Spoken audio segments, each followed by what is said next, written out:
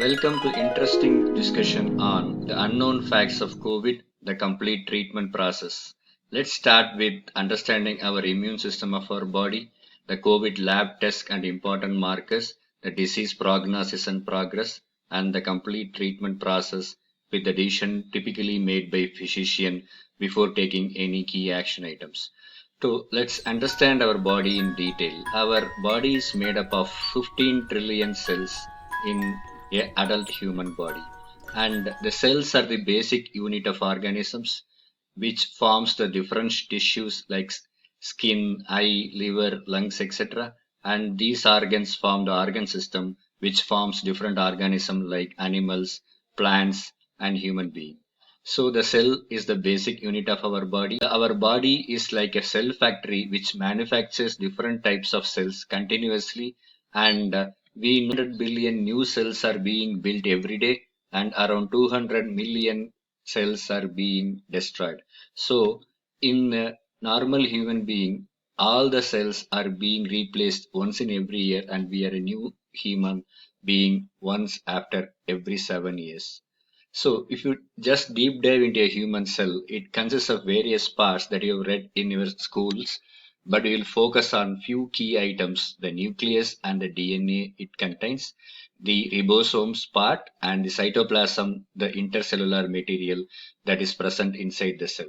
So the cell has a nucleus, and we have 46 chromosome, 23 pairs we get from each of our parent, and these chromosome has a DNA strands.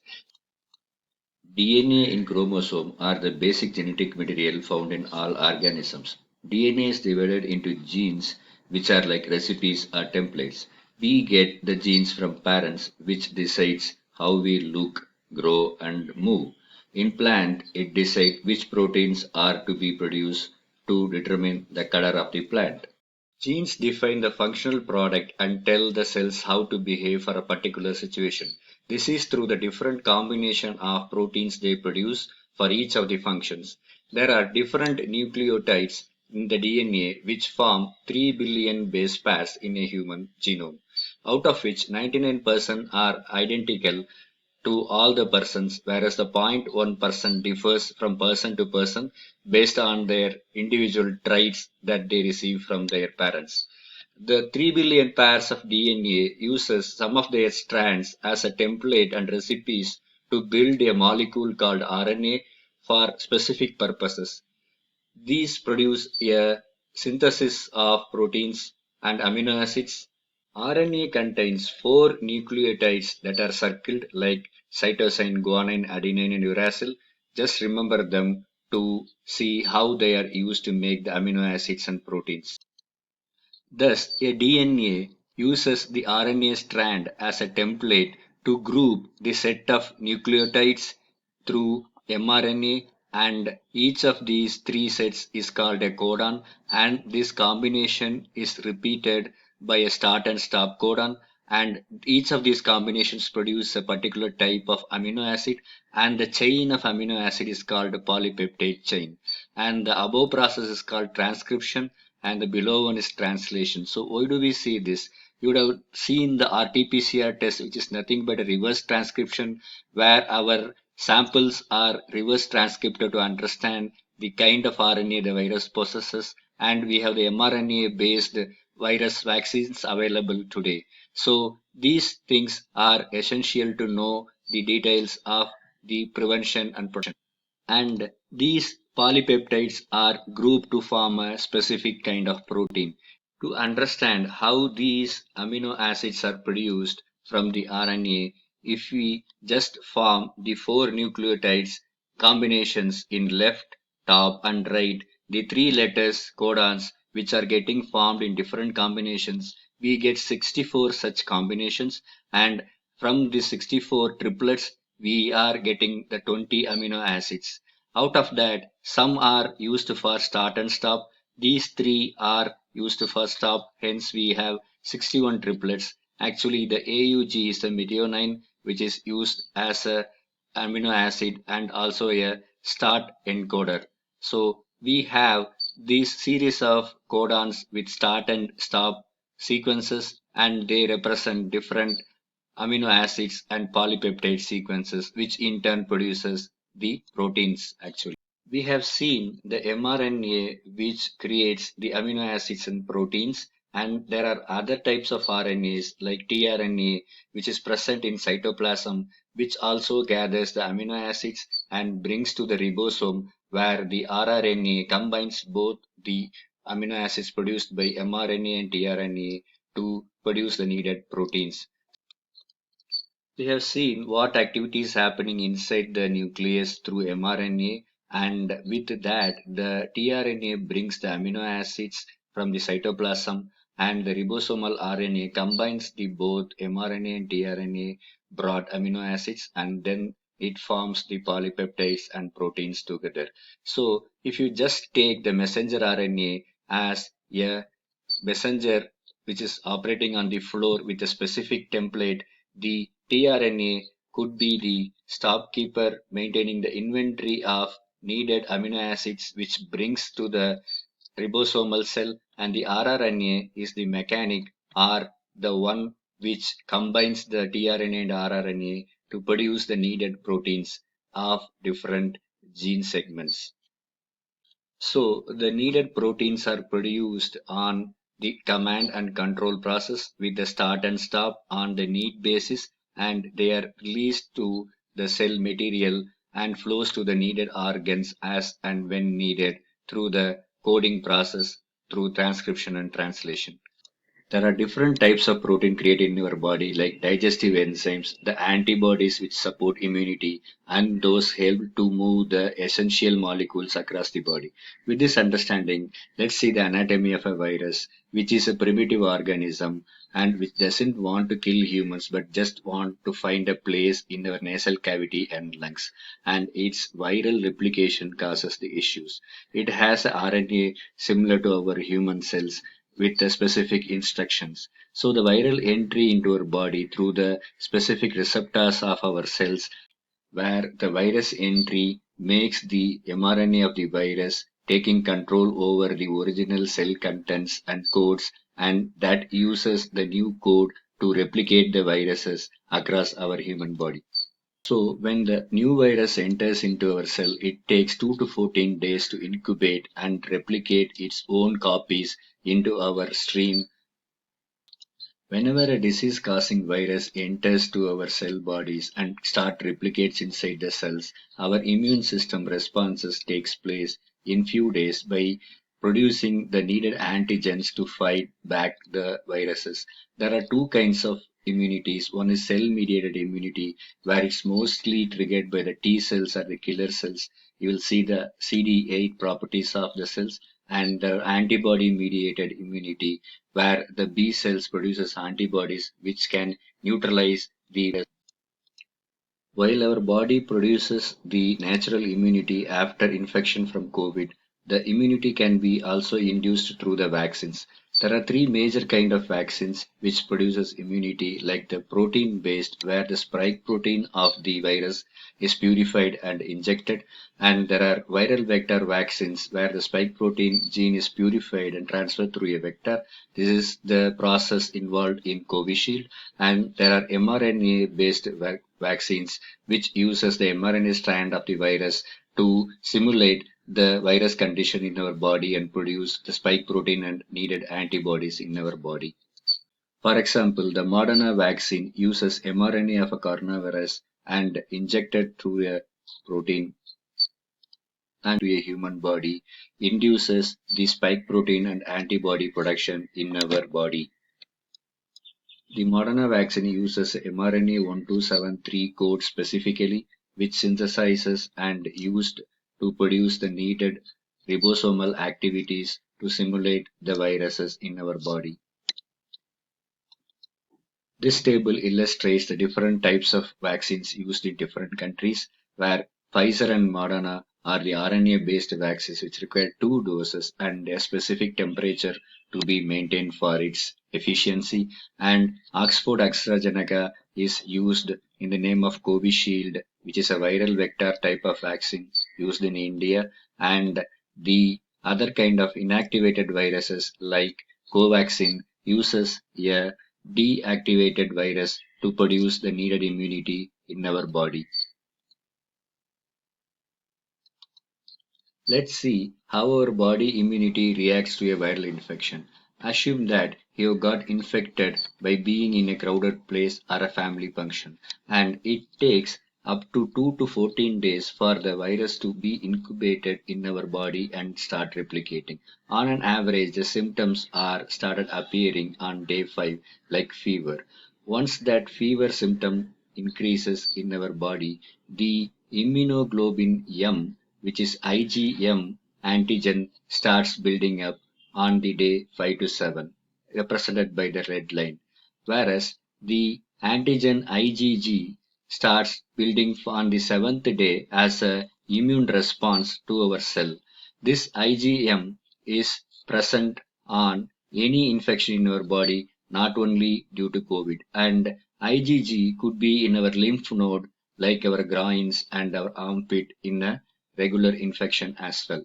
So the IgM levels are up to 14 to 21 days, and it started receding after few months, like 5 to 6 months. This is the long-term memory of the antigen that resides in our body. This also simulated through the vaccines, where the IgG is artificially produced through the inactivated or mRNA-based vaccines, and it could last even for years as well. When the second infection happens and the same person is getting reinfected, again the IgM values are produced, and the IgG, the green and good memory based immunity levels are even getting boosted up to a higher level compared to the first infection, and it remains there for some time. We use rapid antigen test to detect the IgM and IgG levels, and if in a sample only IgM is present, that is you are in week 1, then it means you have a current infection with no past history of infection. And when you are both IgM and IgG values are present in the sample, it means you are also in the receding phase of the current infection, and a past infection has occurred with the still remaining memory of IgG values. And when there is only a IgG value present without IgM, it means there is only a past infection with no current infection, which is could be a COVID negative case after recovery.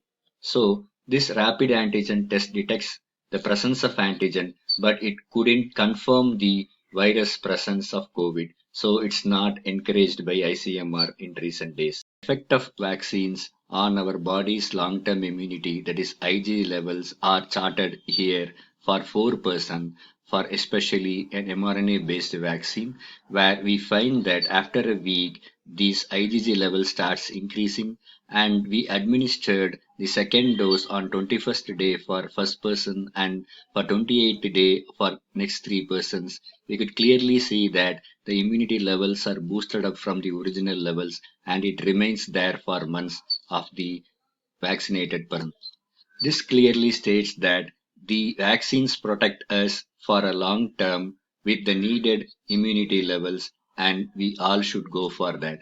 But how do we decide the amount of IgGs required to fight the viruses for long term? So there were experiments with rhesus macaque monkeys found in South Asia were done, where the COVID viruses were injected in their nasal and bronchial cavities, and their plasma were collected after few days, and the IgG levels are concentrated from the plasma and used as vaccine checking drugs for that monkey. Extracted concentrated IgG are given to different set of monkeys which are again infected after 1 day in different doses. And the first set of monkeys were given 250 milligram per kg body weight of the monkey, and the next set is 1/10 of the original concentration, about 2.5 milligram per kg, and the third set didn't receive any IgG injections. These monkeys were observed for 7 to 10 days, and the monkeys which didn't receive any IgG had the virus presence in the lungs area for 7 to 10 days and in the nasal area for 10 to 14 days. And BAL is nothing but a lungs wash, and the liquid will be analyzed for viral presence. And those which reduced set of IgG levels had the lungs area infected for 3 to 10 days and the nasal area for 7 to 10 days with a lesser impact.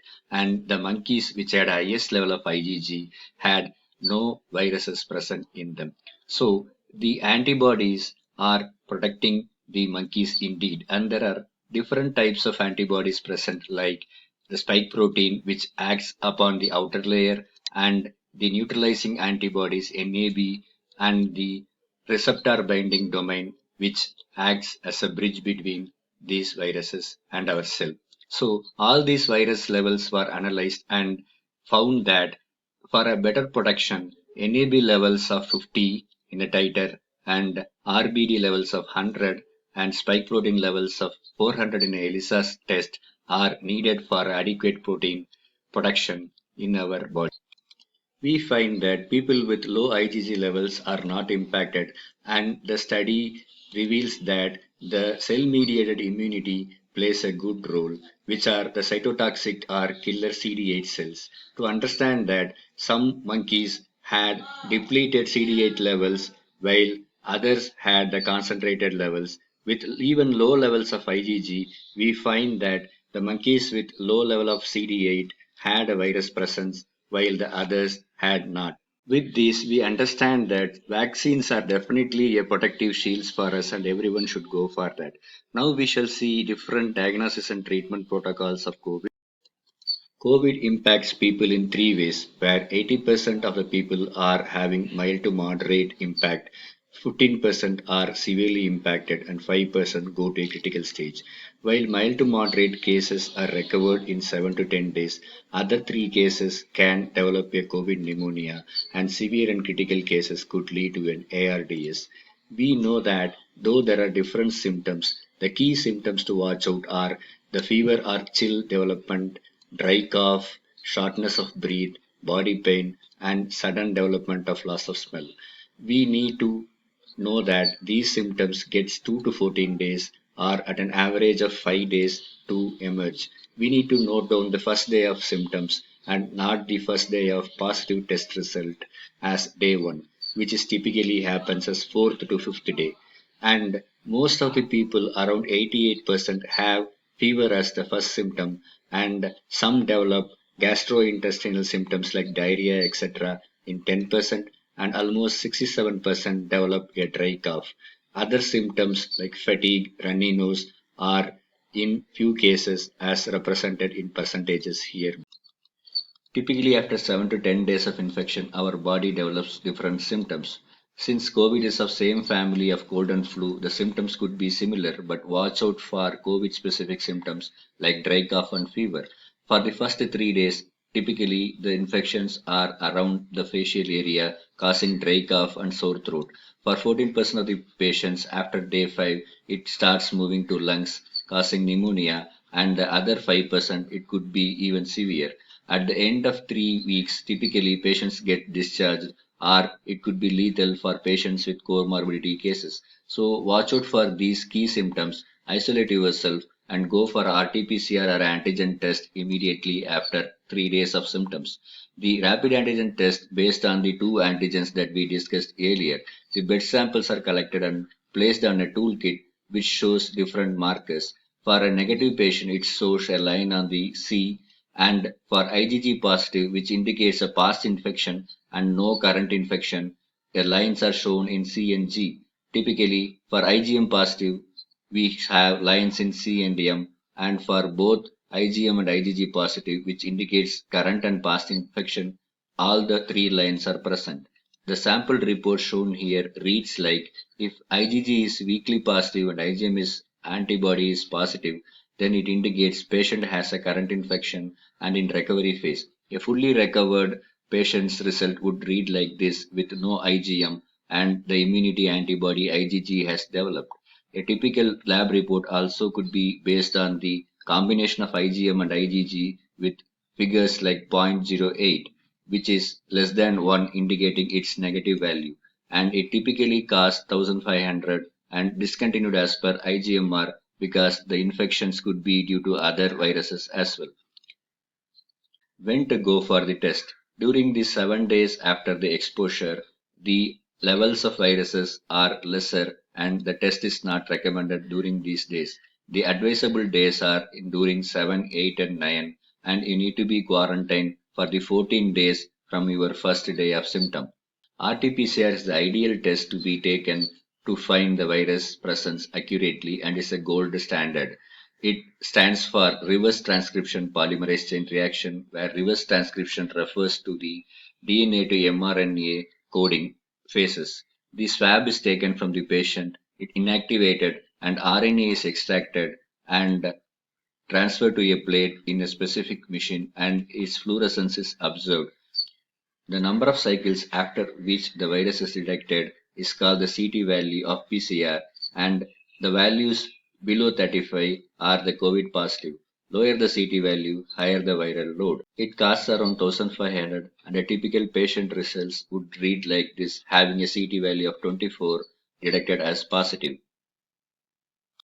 If the PCR test results are negative and if you still have persistent fever and other symptoms, you could repeat the PCR, and if still the symptoms are persistent, you could consult a doctor for a chest X-ray or a CT scan.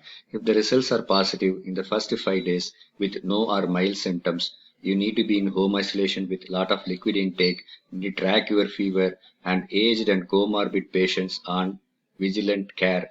There should be no oral steroids in early phase. This could impact the immunity build, and typically these medicines are prescribed like a paracetamol drug and a vitamin C drug, a throat infection curing drug, and antiviral and antiparasitic drug like ivermectin in all the treatment protocols issued by government. But these antiviral drugs has no part in the prevention or cure of the ailment proved by any normal studies. Almost 80% of the patients get cured with mild symptoms from day 7 to 10, and the rest of the patient, the case is still complex, where they run into a high fever in day 1 to 4, and the day 5th symptoms, we need to repeat the blood tests like CBC, CRP, etc., which are the critical markers to identify any possible infections. The higher level markers indicate the patient's infections are growing and they might need hospitalization on critical care from the day 7.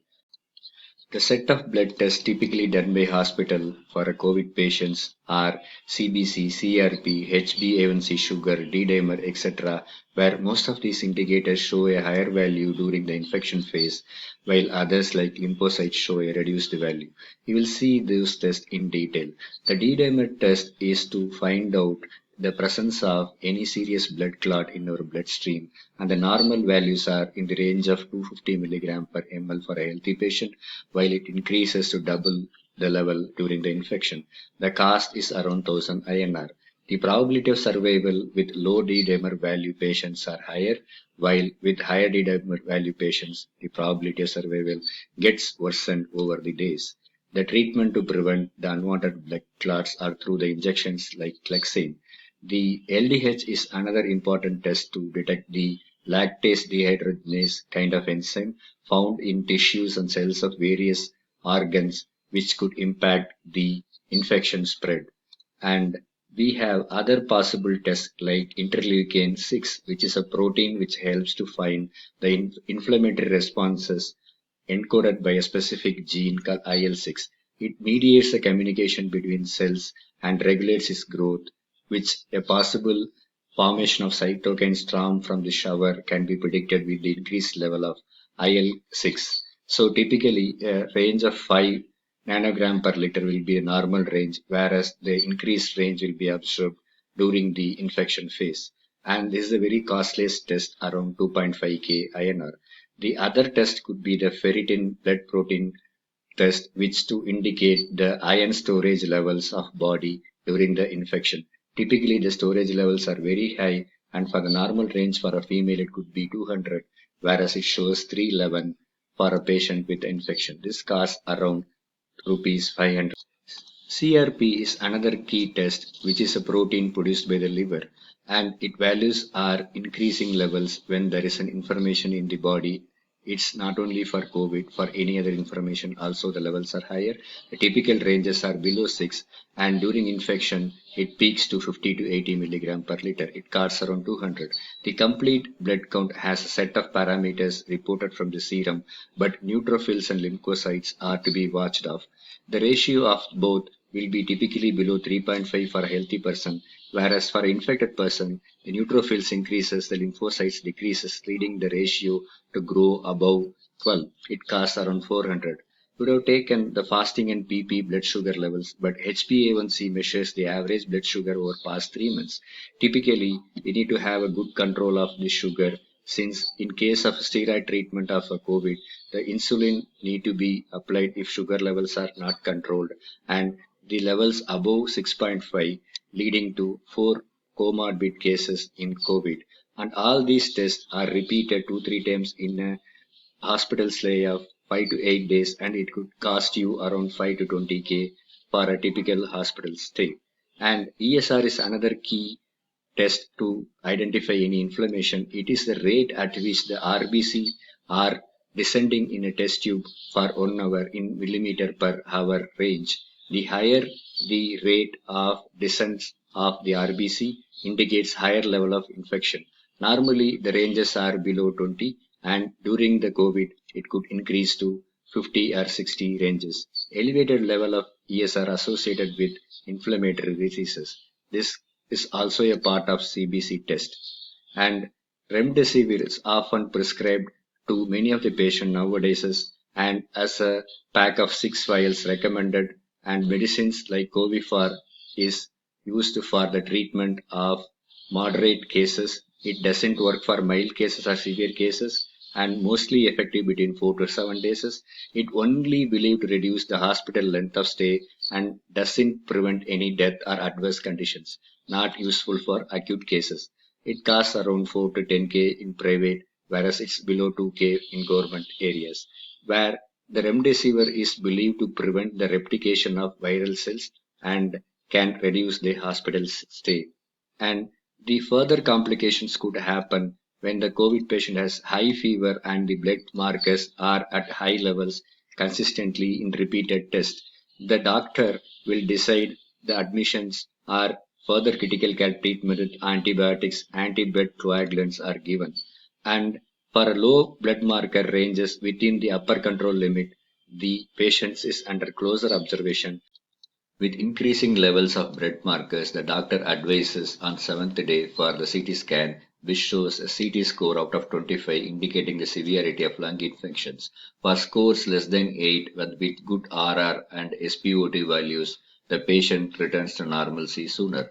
For scores greater than 8 to 15 with specific O2 in good conditions and improving blood markers, the patient could also return to normal. For cases with higher blood markers, increasing levels, and patients with scores of 16 to 25 with lowering specific O2, it could be involved in the critical care. The CT score is calculated by dividing the lungs into 5 parts, the right lungs into 3 and left into 2, and given a score of 1 to 5 for each of the part, resulting in a maximum score of 25. And these scores are plotted and aggregated. Higher the score, higher the infection spread in the lungs. A typical CT report will show white patches indicating different levels of infection.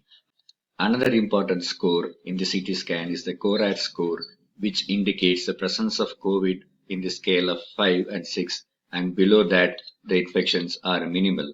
A typical CT scan report shows the level of CORADs, and this report shows the infection level out of 40 instead of 25. The typical CT scan costs around 5 to 9K to determine the progression and regression of the virus during the admission. Along with that, ECGs and X-ray could cost you around 5 to 10K. Patients with lower CT score and good respiratory rate and oxygen saturation are under close observation and bed rest, while severe patients having higher CT score and higher level of infection are administered through steroid in the ICU. And for the moderate patients with score 8 to 5, the doctor could decide either it could be a improving case or a deteriorating case. The pneumonia caused by the COVID could be severe also. It shows higher values of CT score in the initial days and lasts for weeks, and the patient gets cured with needed steroid application on time. Patients with pneumonia are treated with steroids like methylprednisolone, etc. Steroid increases blood sugar levels, and any increase in sugar levels treated with insulin injection. The key function of the lungs is to purify the blood with the oxygen in the air we breathe through a tiny air sacs called alveoli, which are broccoli-like structures. The oxygen passes through the alveoli, cleans the CO2 in the blood cells coming from the heart, and sends back the purified blood back to heart. In the infected person, the inflammatory cells pour into their lungs, preventing the free exchange of O2 with the bloodstream. A typical COVID-induced pneumonia can build up the fluids in the alveoli, causing severe damage to the air sacs. It could lead to ARDS, a condition where most of the lungs are damaged and 30 to 40% of the cases are lethal. It requires a critical care and a ventilator support till the lungs is recuperated and could operate on its own without any external support. With increasing levels of COVID pneumonia and blood clots, the body now takes a dangerous term. It produces more and more cytokine. Cyto means cell, kino means movement. Cytokines are cell signaling molecules and that aids the cell-to-cell communication in immune response and simulate the movement of cell towards the inflammation area through agents like IL-1, IL-6, etc. And as a physician, we need to anticipate the cytokine shower forming to a cytokine storm, and with needed immunosuppressant, we need to prevent that. The cytokine storm, if not avoided, could lead to multi-organ failure, ARDS, and further complications of reduced oxygen flow to multiple organs. Another ill effect of cytokine storm is the formation of blood clots. When not controlled through proper immunosuppressant, it leads to severe blood clots. In a severe enemy attack, apart from enemies, the normal civilians are also get impacted. Like that, when more and more cytokine bombarding on the cells, apart from the viruses, the normal inner wall of the blood vessels will also get impacted, leading to rupture of the vessels and hemorrhages, which is in a cyclic effect getting worsens day by day. The blood clots could be identified through day-dimer test, and cytokine formation can be predicted through IL-6, which are normally treated with injection like Lexane. The steroids are administered in the second week, while anticoagulants are blood thinners, which are the statin drugs that you take for a regular cholesterol management, are to be taken for 1 month period post recovery and post discharge. In a typical recovery phase, which could happen in 2.5 weeks after the first symptom, and the patients who are still a carrier, though being in the recovery phase, unless they are proved negative in PCR test. The warning signs during the recovery phase could be the shortage of SpO2, chest pain, etc., and severe complications could be further impact on other organs and rare cases of mucormycosis, which is recently evolving black and white funguses. A typical discharge summary will be like this, giving proper instruction to be taken care and when to see a physician in need. Still worried about the complications of COVID? We can better avoid it. Just follow the three things you already know: wear a mask, wash your hands, and maintain social distancing. Build a healthy community. Be aware, be productive, and be a corona warrior.